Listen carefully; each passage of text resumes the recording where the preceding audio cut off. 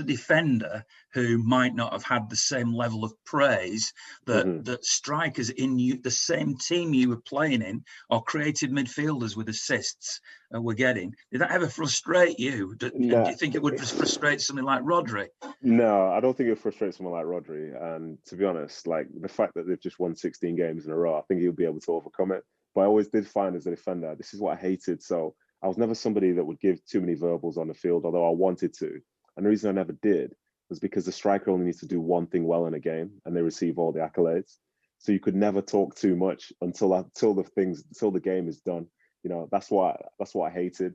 But that's just the nature of the game. You know, people watch to see goals going in. People judge strikers on how many goals they've scored, not defenders on how many tackles they made or how many interceptions they've had and so on. So you know that it's an uneven playing field from the get-go. But one thing I'd say about Rodri, Fernandinho, going back to like Gareth Barry's, Nigel de Jongs and so on, the 6 is such an important role because when you look at City's team now, when you look at Stones, Diaz, Laporte, most of the balls that they play are either to each other or to the 6.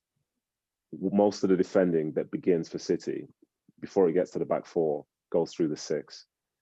The 6 is there and is an integral part of not only starting attacks, but start initiating the defending as well.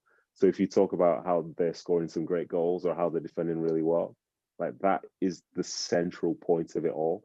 You find us, if you put City's team, if you have City's team now, but you have a 6 that doesn't want the ball all the time, you'll see City probably score 50% less, fewer goals. If you find a 6 that's constantly out of position, you'll find they'll probably concede more goals. But the fact is, that role there is special. Like to call it what it is, when I was younger or whatever playing for City, it's not like we were the best football team ever. But the amount of times when you can hear people shouting on the sideline, get the ball down, play. And you're like, yeah, I'm going to play. So you get the ball rolled to you from the goalkeeper. And then all of a sudden, all you see are numbers on people's backs. You see numbers and fingers pointing, kick it forward. But then you play it forward, lose the ball. And before you know it, you're getting all the grief yourself. In this City team now, through that 6 and through other players, or you're seeing the chest, you're seeing the hands. And to relate back to City again, I knew City changed when they bought David Silva because he was the first player. When I had the ball, he was coming towards me with a man on his back and I didn't play it to him because I'm not used to that. And he pulled me to the side afterwards and said, give me the ball. But I said, you had a man on you. He said, that's when I want you to play it to me. Like he's somebody who was always given an option, who has the personality and knows that if somebody comes with him, gives them a chance to play it around them and move and do the next thing. And that level of composure, even under pressure, is what they have all throughout the team now. And it's no surprise, as I say, that they just dominate games.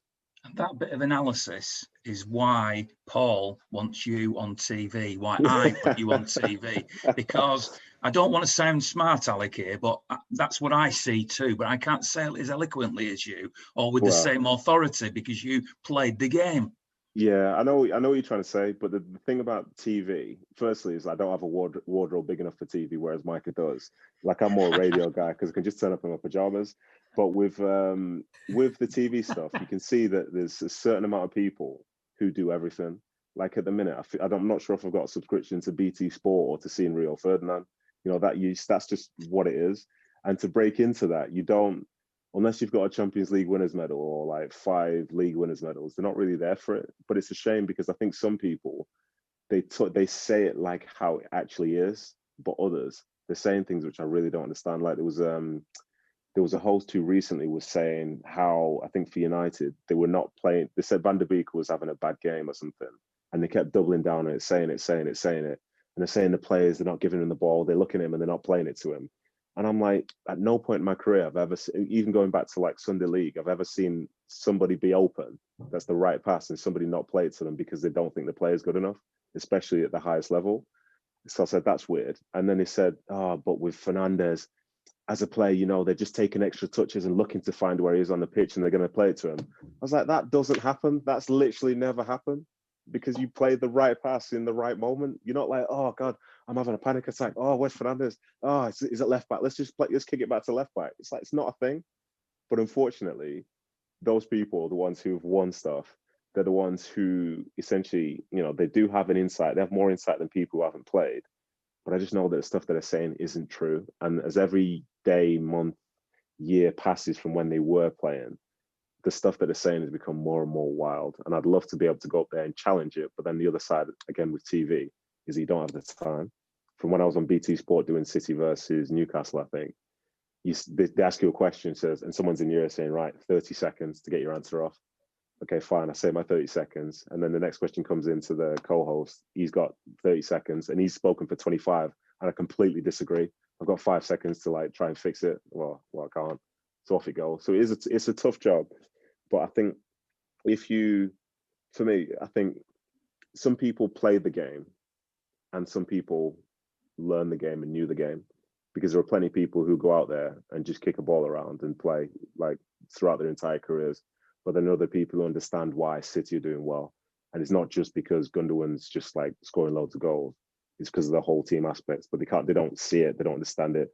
They don't understand why, say, City go and press Liverpool more is worse, because you look at the way Liverpool play and the keeper doesn't like to kick it long. Like, you can read into those things if you understand the game, but you don't necessarily need to understand the game to play it. And it's same on the other side when you commentate or discuss things as well.